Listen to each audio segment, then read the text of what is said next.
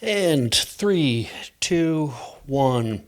Welcome to another edition of Pap's Rocketry. I'm Pap, and today I'm going to discuss reloadable motors, specifically the Aerotech products, reloadable motors, and I'm going to go through the process of assembling a 38 millimeter 720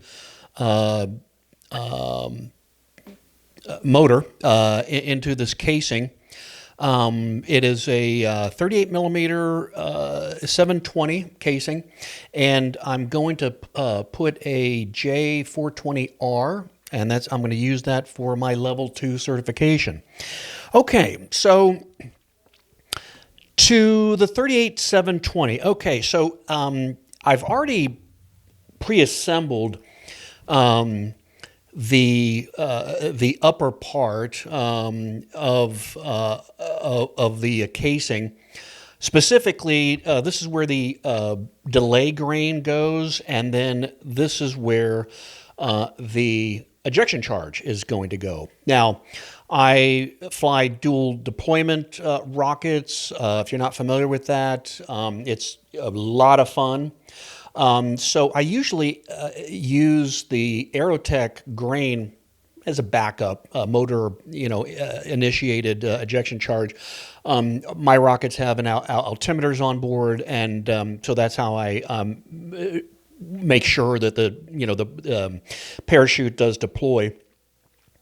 Okay, so this goes in with the O-ring.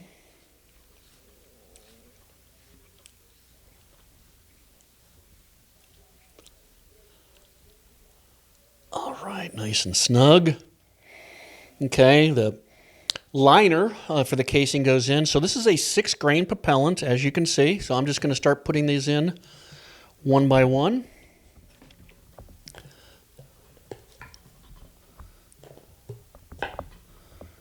Okay, and then the last one.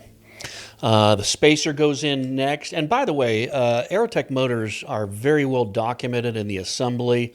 Once you are, get the hang of it, you'll see that assembling these is a very straightforward process. Okay, I got my O-ring in place. Everything is greased up nice. And now I'm going to torque this down. All right, and that is ready for flight. So what other casings have I got here? Okay, well, I've got a 29 100 motor casing. I do have some mid and low power rockets that I like to fly as well. And then we've got a 38 240, a 38 360 right here, a 38 240 here, and then finally the 38 720. So now Aerotech makes a reload adapter system for both 38 and 54 millimeter motors. For 38, so I do have the adapter system.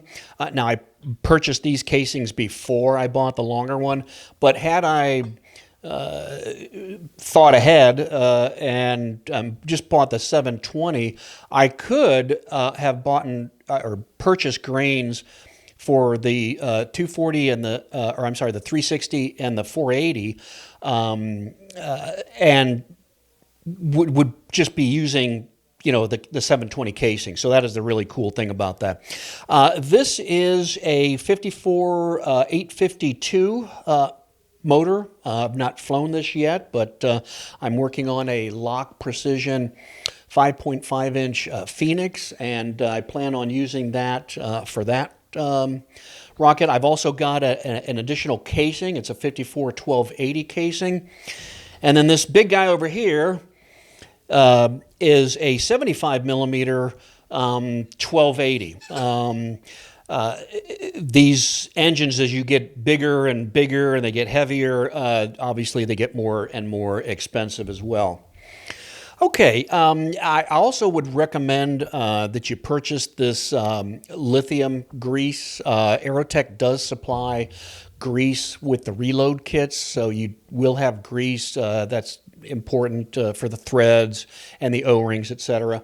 But I like to have spare on hand, so recommend that you get some lithium grease. Okay, that's all I've got for this episode, and see you next time on another episode of Pap's Rocketry.